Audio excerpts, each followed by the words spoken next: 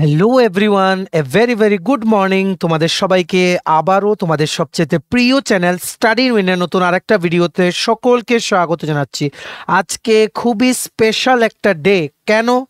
কারণ আজ 10ই জানুয়ারি 2025 শুরু হতে যাচ্ছে ত্রিপুরার বিধানসভার শীতকালীন অধিবেশন, যেটা চলবে 3 দিন, 10 তারিখ, 13 তারিখ আর 15 তারিখ। আজকে 13 তারিখ আর 15 তারিখ 3 দিন লাগিয়ে হচ্ছে এইবারের ত্রিপুরার বিধানসভার উইন্টার সেশন, যেখানে তোমাদের বিভিন্ন যে ইস্যুসগুলো আছে ত্রিপুরাতে ওইগুলো নিয়ে অপোজিশন লিডার্সরা কিন্তু রুলিং লিডার্সদের কিন্তু কোশ্চেন করবেন। তার জন্য আজকের দিনটা তোমাদের সবার জন্য গুরুত্বপূর্ণ। আমরা চেষ্টা করব আজকে যেই যেই টপিক নিয়ে কোশ্চেন জিজ্ঞেস করা হবে, যে বার্নিং ইস্যুসগুলো নিয়ে আনসার চাওয়া হবে, সেই সমস্ত দপ্তরের মন্ত্রীদের কাছ থেকে সেই সবগুলো বক্তৃতা বা সবগুলো কি আনসার দেওয়া হলো সবগুলো আমরা আজকে পুরো দিনে যা যা আপডেট আসে আমরা দিন শেষে সন্ধ্যের দিকে আমরা তোমাদের আপডেটের মতো একটা ভিডিও বানিয়ে তোমাদের বলে দেব যে এই প্রশ্ন করা হয়েছে, এই উত্তর দেওয়া হয়েছে। এইবার সেটা হোক কর্মচারীদের জন্য কিছু, বা সেটা হোক নতুন চাকরির ইস্যু, বা সেটা হোক জেআরবিটি নিয়ে, জেআরবিটি গ্রুপ ডি অফার নিয়ে, সেটা হোক স্পেশাল এক্সিকিউটিভের রেজাল্ট নিয়ে, যেই অনারেবল মিনিস্টার স্যার ম্যাডাম ওনারা যেটাই বলবেন, একটা ওয়ার্ড বললেও আমরা তোমাদের ওটা বলে দেব। কারণ আমরা জানি তোমরা কতটা বিভিন্ন জিনিস নিয়ে তোমরা অপেক্ষা করছো। যেমন ডিএনএস অ্যালাওয়েন্স নিয়ে, মহার্ঘ ভাতা নিয়ে ওয়েট করছো, কন্ট্রাকচুয়াল কর্মচারী যারা আপনারা আছেন আপনারা ওয়েট করছেন নিয়মিতকরণের, জেআরবিটি গ্রুপ ডি তোমরা যারা ক্লিয়ার করেছো তোমরা অপেক্ষা করছো অফার লেটার কবে দেবে। তেমনিভাবে প্রচুর নিয়োগ পেন্ডিং আছে। বারবার দেখছি ত্রিপুরার সরকারের বিভিন্ন চাকরিগুলো কিন্তু পোস্টপন হচ্ছে। গতকালকে আমরা দেখেছি TPSC combined 3 election inspector, revenue ইন্সপেক্টরের যেই চাকরির পরীক্ষা ডেট 3-4 মাস পরে মে মাসের 18 তারিখ দেওয়া হয়েছে। সবগুলো নিয়ে আজকে থেকে 3 দিন, আগামী 3 দিন প্রশ্ন জিজ্ঞেস করা হবে যে কেন এরকম হচ্ছে। সবগুলোর আনসার কিন্তু আমরা তোমাদের বলবো, ঠিক আছে?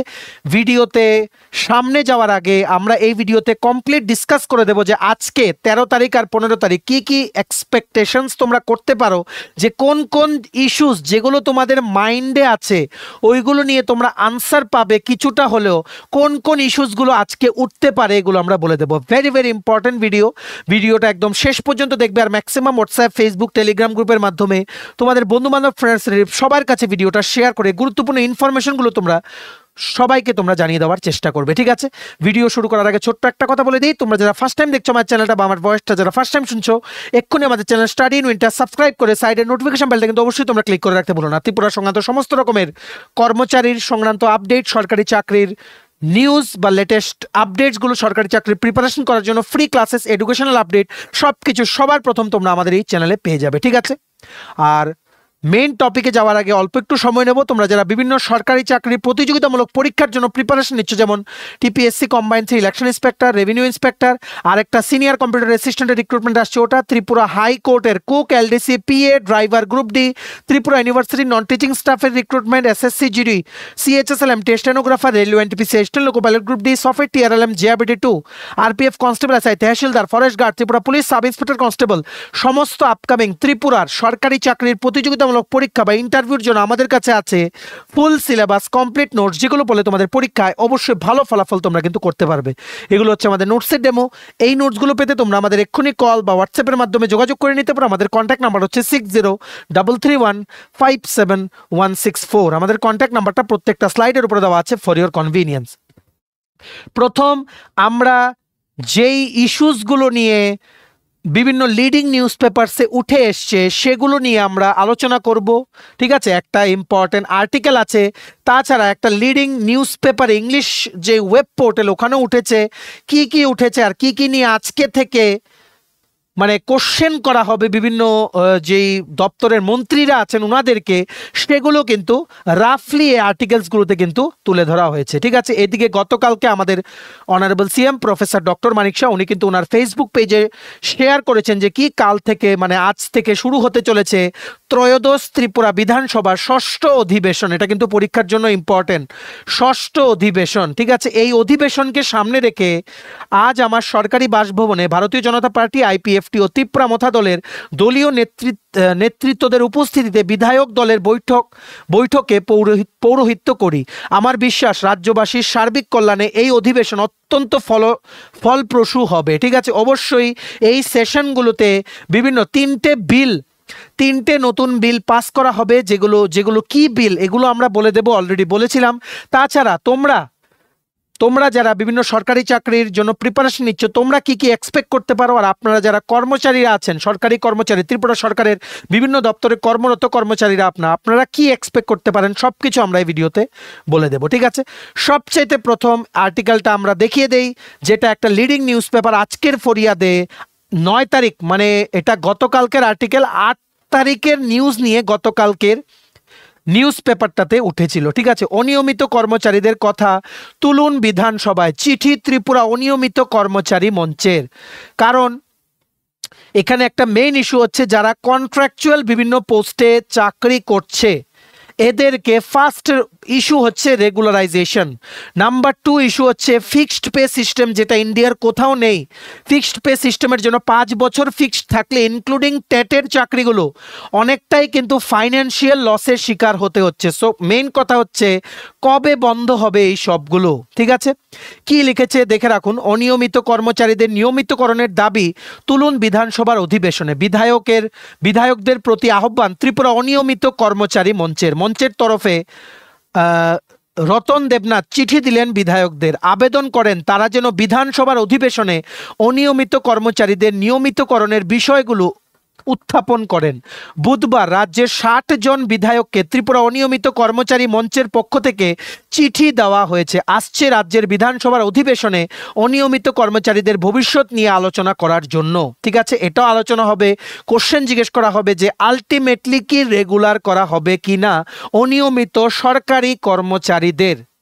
ঠিক আছে, তাছাড়া আরও অনেক জিনিস নিয়ে ডিসকাস হবে, ভিডিওটা শেষ পর্যন্ত আপনারা দেখবেন বা তোমরা দেখবে, সব কিছু আমরা আলোচনা করে দেব। ঠিক আছে, আসছে রাজ্যের বিধানসভার অধিবেশনে অনিয়মিত কর্মচারীদের ভবিষ্যৎ নিয়ে আলোচনা করার জন্য। উল্লেখ্য, গত 4 জানুয়ারি আগরতলা প্যারাডাইস চমুনিতে অনিয়মিতদের গণ অবস্থানে সর্বসম্মতিক্রমে সিদ্ধান্ত নেওয়া হয়েছিল যে রাজ্যের 60 জন বিধায়ককে অনিয়মিতদের ভবিষ্যৎ নিয়ে আলোচনা করার জন্য চিঠি দেওয়ার।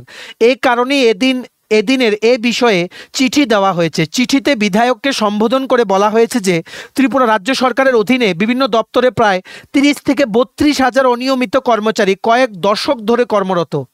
অনিয়মিত কর্মচারীরা নিয়মিতকরণের জন্য দীর্ঘদিন ধরে দাবি করে আসছেন। পাশাপাশি আংশিক সময়ের কর্মচারীদেরও নিয়মিতকরণের দাবি রয়েছে। 2006-07 সনে রাজ্য বিধানসভায় ঘোষিত তৎকালীন রাজ্য সরকারের সিদ্ধান্ত অনুসারে অনিয়মিত কর্মচারীদের 10 বছর মেয়াদ পূর্ণ করার পর নিয়মিত করার সিদ্ধান্ত কার্যকর করার জন্য বিভিন্ন বিজ্ঞপ্তি জারি করা হয়। তৎকালীন সরকারের সিদ্ধান্ত নেয় 2003 সালের পূর্বে যে সমস্ত অনিয়মিত কর্মচারীরা অর্থ দপ্তরের অনুমোদন ক্রমে নিযুক্ত হয়েছেন তাদেরকে 10 বছরের মেয়াদের পর নিয়মিত করা হবে। পরবর্তী সময়ে এই সিদ্ধান্তের কিছুটা সংশোধন করা হয় এই মর্মে যে 2003-এর পরেও যারা নিযুক্ত হয়েছেন তারাও 10 বছর মেয়াদ পূর্ণ করার পর নিয়মিত হবেন। এই সিদ্ধান্তের মূলে অনিয়মিত কর্মচারীদের একাংশকে নিয়মিত করা হয়েছিল। এটা আগের সরকার যখন ছিল তখনের কথা কিন্তু বলা হচ্ছে। ঠিক আছে, এই সিদ্ধান্তের মূলে অনিয়মিত কর্মচারীদের একাংশকে নিয়মিত করা হয়েছিল 2003-04-এর পর থেকে, যারা ওদের কথা বলা হচ্ছে। ঠিক আছে,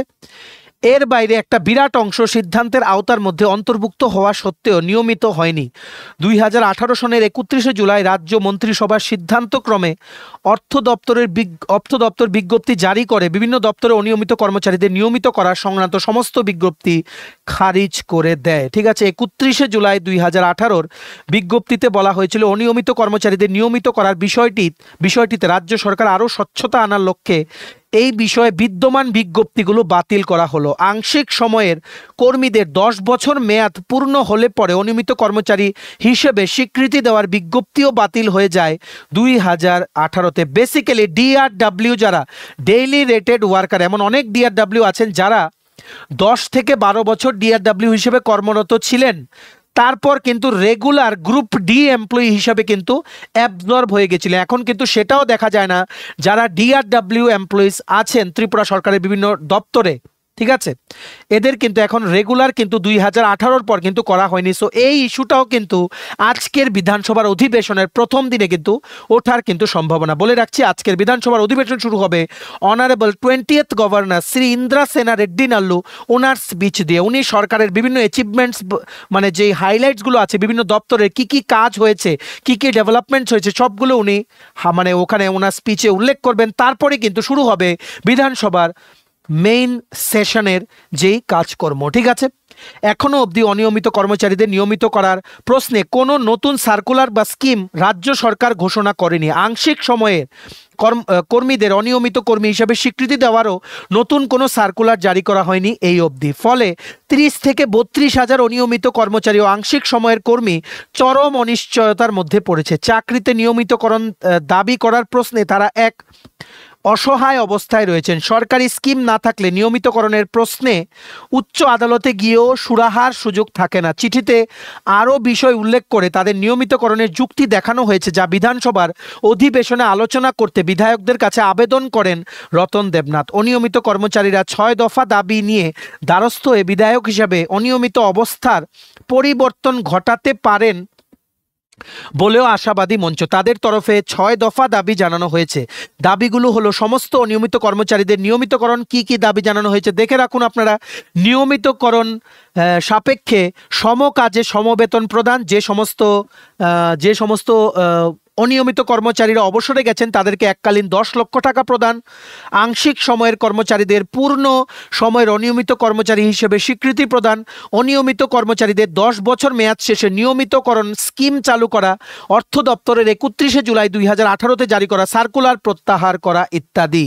সো এগুলো নিয়ে কি প্রশ্ন উঠবে? সো সেটা কিন্তু সময় বলবে, আর কিছুক্ষণের কিন্তু অপেক্ষা।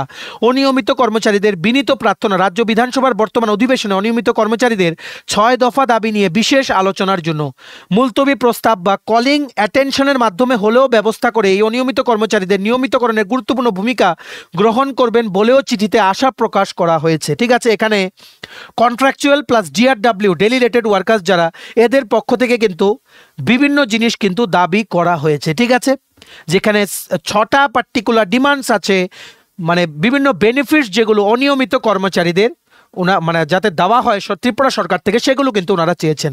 এর মানে এটা একটা ইস্যু।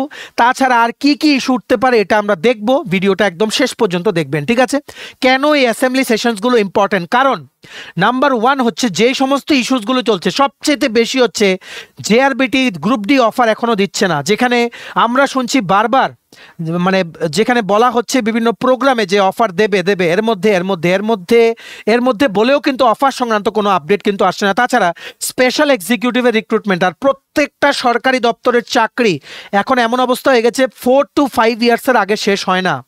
ঠিক আছে, তাছাড়া বেশ কিছু যেমন ত্রিপুরা ইউনিভার্সিটি, এনআইটি, এগুলো নিয়ে কিন্তু বিভিন্ন রিক্রুটমেন্ট স্ক্যামের ব্যাপারেও কিন্তু কিছুদিন আগে বিভিন্ন নিউজ পেপারে কিন্তু উঠে এসছে। সবগুলো ইস্যুস নিয়ে ইনক্লুডিং মিড ডে মিল ওয়ার্কার্সরা কিছুদিন আগে কিন্তু প্রোটেস্ট করেছিলেন যাতে এদের স্যালারি বাড়িয়ে যাতে 18,000 টাকা করা হয়। ঠিক আছে, সো এই অনারেরিয়াম বেসিস যে চাকরিগুলো, এদের কি স্যালারি নিয়ে কোনো কোশ্চেন জিজ্ঞেস করা হবে?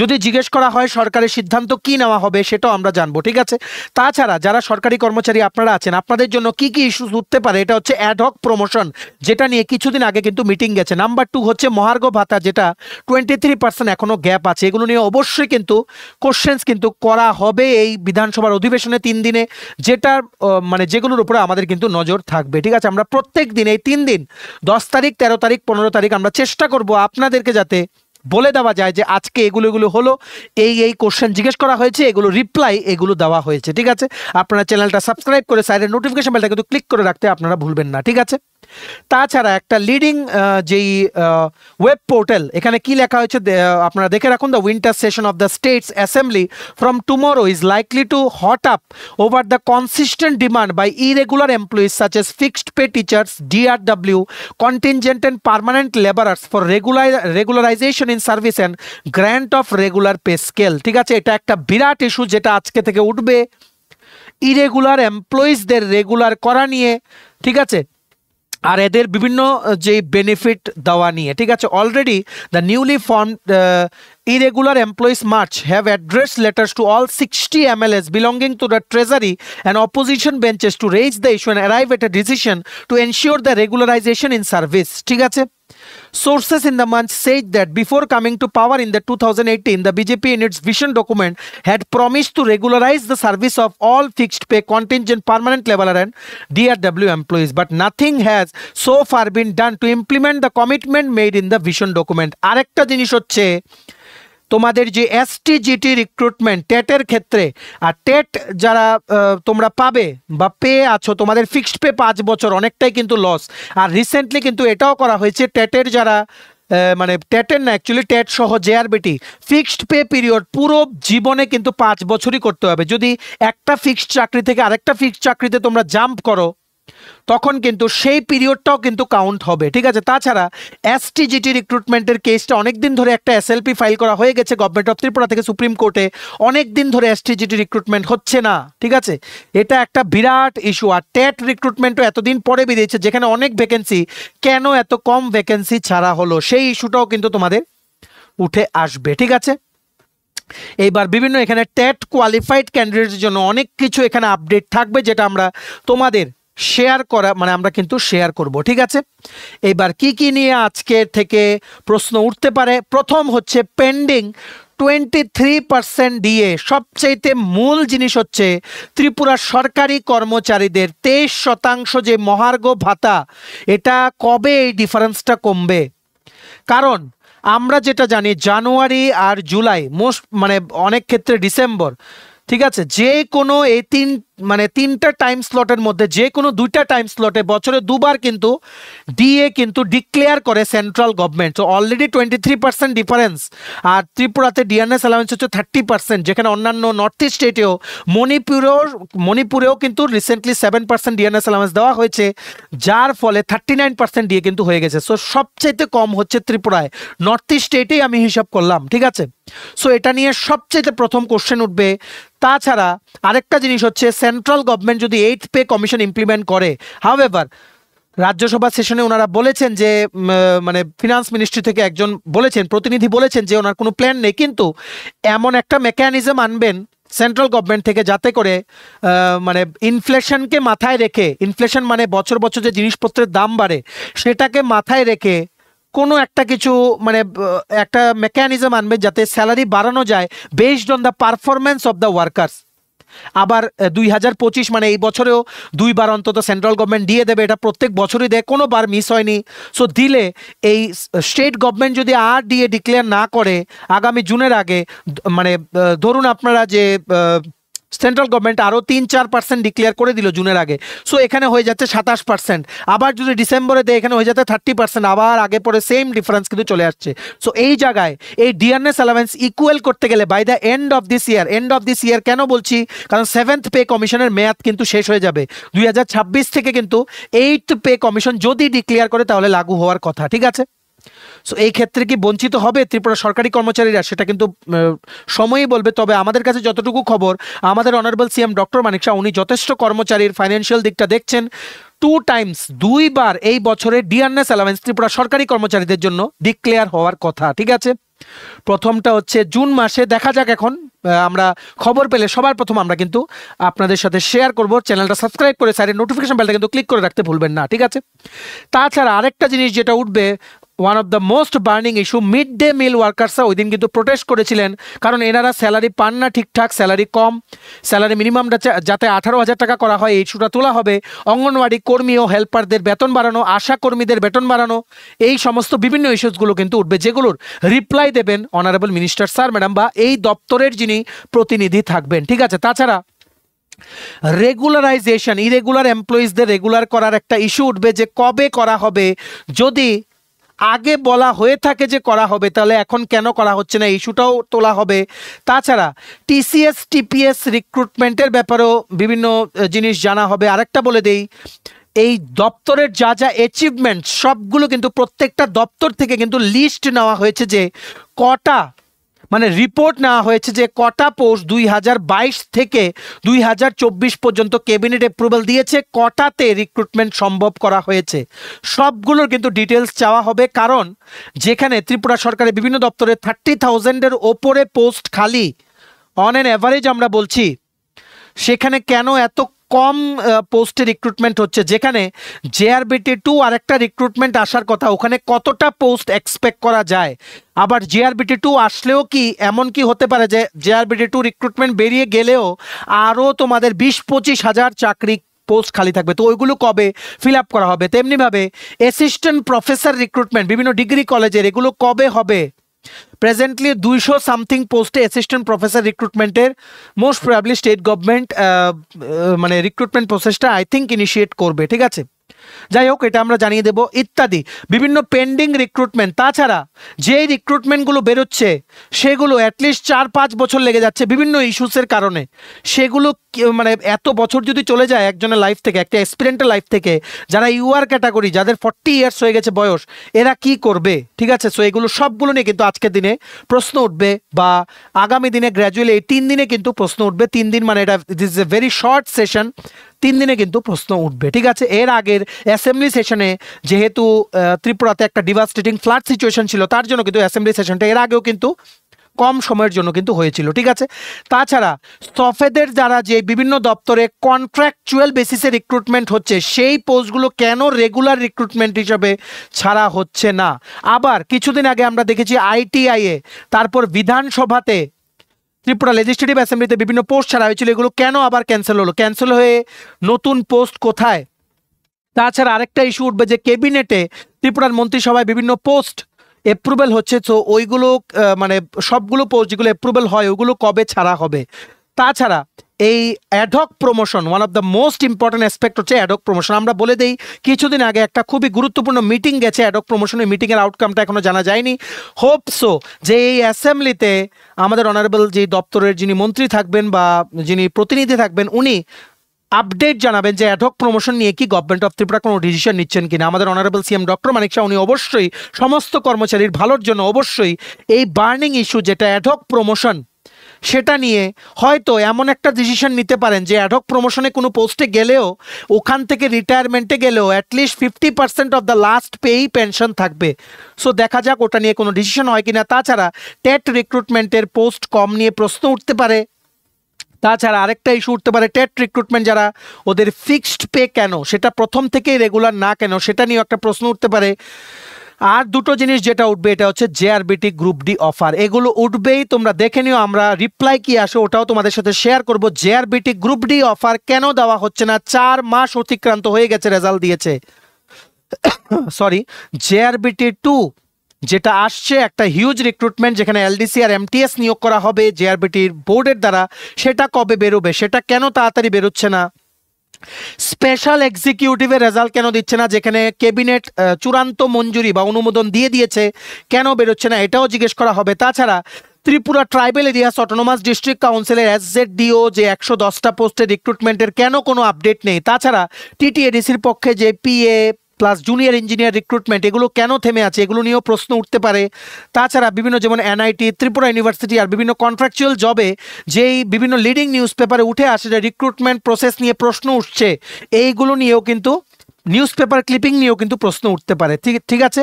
তাছাড়া ত্রিপুরা সরকারি বিভিন্ন দপ্তরে 30,000-এর উপরে ভ্যাকেন্ট পোস্ট, ওগুলো কবে ফিল আপ হবে, সরকার কি কি স্টেপ নিয়েছে, আপকামিং কি কি চাকরি আসছে, সবগুলোর ব্যাপারে কিন্তু আজকের থেকে এই 3 দিন কিন্তু খুব গুরুত্বপূর্ণ সবার জন্য, ঠিক আছে? তারপর ADC এলাকার উন্নয়নে গভর্নমেন্ট অফ ত্রিপুরা কি কি স্টেপ নিয়েছে, কেন ADC আন্ডার ডেভেলপড এখনো, সেটাও কিন্তু জিজ্ঞেস করা হবে। তাছাড়া TPSCর যে পেন্ডিং রিক্রুটমেন্ট, TPSC বা বিভিন্ন বোর্ডের, হাইকোর্টের যেমন রিসেন্টলি গ্রুপ ডির পরীক্ষাটা রিশিডিউল করা হয়েছে, ঠিক আছে? রিশিডিউল এখনো হয়নি, পোস্টপোন করা হয়েছে, ঠিক আছে? আর এটা দেখা যাচ্ছে পোস্টপোন যে রিক্রুটমেন্টসগুলো 3-4 মাস লেগে যাচ্ছে এগুলোর রিশিডিউল যখন করা হচ্ছে, দেখা যায় রিশিডিউল ডেটটা 4 মাস পরে। সো এই 4 মাসটা চলে গেল, রিক্রুটমেন্ট প্রসেসগুলো অত্যন্ত স্লো। এই সব কিছু নিয়ে কর্মচারী ইরেগুলার এমপ্লয়িজ, জব এসপিরেন্ট সবার মনে যা যা প্রশ্ন আমরা আশা করতে পারছি এই 10 তারিখ, 13 তারিখ আর 15 তারিখ এই সেশনগুলোতে সবগুলোর আনসার তোমরা বা আপনারা পেয়ে যাবেন। ঠিক আছে, আপনারা আমাদের চ্যানেলটা সাবস্ক্রাইব করে রাখুন, নোটিফিকেশন বেলটা ক্লিক করে রাখবেন, যখনই আমরা কিছু জানতে পারবো সবার প্রথম আমরা এখানে শেয়ার করে দেবো। ঠিক আছে, সো চোখ থাকবে সবার এই অ্যাসেম্বলি সেশনের দিকে। আর এটা আশা রাখছি আমাদের অনারেবল সিএম ডক্টর মানিক শাহ উনি এই অ্যাসেম্বলি সেশনের মাধ্যমে বেশ কিছু ডেভেলপমেন্টাল ওয়ার্কসের ব্যাপারে মানে ওখানে আনসার দেবেন, যেটা আমরা জানতে পারবো। তাছাড়া 3টে নতুন বিল আসছে, যেটা আমরা অলরেডি বলেছি আরেকটা ভিডিওতে। প্রথম যেটা বিএসসির যে মিটিং গেছে কিছুদিন আগে, ওখানে মানে ওটার মাধ্যমে জানতে পেরেছি যে প্রথম হচ্ছে যেই মিনিস্টার বা এমএলএস যারা আছেন ওনাদের স্যালারি ইনক্রিজের জন্য একটা বিল আনা হবে, ওদের পেনশন বেনিফিটের জন্য একটা বিল আনা হবে ইত্যাদি। ঠিক আছে, সো দেখা যাক, এখন সবকিছু স্পষ্ট না, আজকে কিছুক্ষণ পর থেকেই শুরু হবে। ঠিক আছে, জাতীয় সঙ্গীতের মাধ্যমে শুরু হবে, তারপর কিন্তু আস্তে আস্তে মেইন সেশনের দিকে যাবে। ঠিক আছে, আমাদের চোখ থাকবে আর আপনারা আমাদের চ্যানেলটা সাবস্ক্রাইব করে রাখুন, সমস্ত আপডেট টাইম টু টাইম আমরা দিয়ে যাব। ঠিক আছে, আমরা আশাবাদী যে গভর্নমেন্ট অফ ত্রিপুরা অবশ্যই ত্রিপুরার ওভারঅল ডেভেলপমেন্টের জন্য যা যা ইস্যুস আছে, যা যা স্টেপ নেওয়া দরকার ওনারা কিন্তু নেবেন। ঠিক আছে, চলো এই ছিল ছোট একটা ভিডিওটা ম্যাক্সিমাম শেয়ার করে সবাইকে এই গুরুত্বপূর্ণ আপডেটসগুলো তোমরা জানিয়ে দেওয়ার চেষ্টা করো বা আপনারা চেষ্টা করবেন। ঠিক আছে, ভিডিওটা এতটুকু দেখে থাকলে থ্যাঙ্কস ফর ওয়াচিং। আর ভালো লাগলে অবশ্যই লাইক করে দেয়। তোমার যদি আপকামিং সমস্ত কম্পিটিটিভ এক্সাম যেমন TPSC, SSC, railway, dental college, NABARD, high court, bank, JRBT 2, RPF, সফেদ, ত্রিপুরা ইউনিভার্সিটি, টিআরএলএম, তারপর তহসিলদার, ফরেস্ট গার্ড, ঠিক আছে, ত্রিপুরা ইউনিভার্সিটির সাব ইন্সপেক্টর, তারপর Tripura university LDC, MTS, cook, সমস্ত আপকামিং চাকরির লিখিত পরীক্ষা বা ইন্টারভিউর জন্য যদি ফুল সিলেবাস কমপ্লিট নোটস লাগে, তোমরা আমাদের এক্ষুনি কল বা হোয়াটসঅ্যাপের মাধ্যমে যোগাযোগ করে নিতে পারো। আমাদের কন্ট্যাক্ট নাম্বার হচ্ছে 6033157164। আমাদের চ্যানেলটা অবশ্যই সাবস্ক্রাইব করে দিও যদি ত্রিপুরা সংক্রান্ত সমস্ত রকমের latest news, current affair, GK, চাকরির সংক্রান্ত সমস্ত গুরুত্বপূর্ণ আপডেট যদি তোমাদের একটা প্ল্যাটফর্মে লাগে, তোমরা আমার চ্যানেল এখনই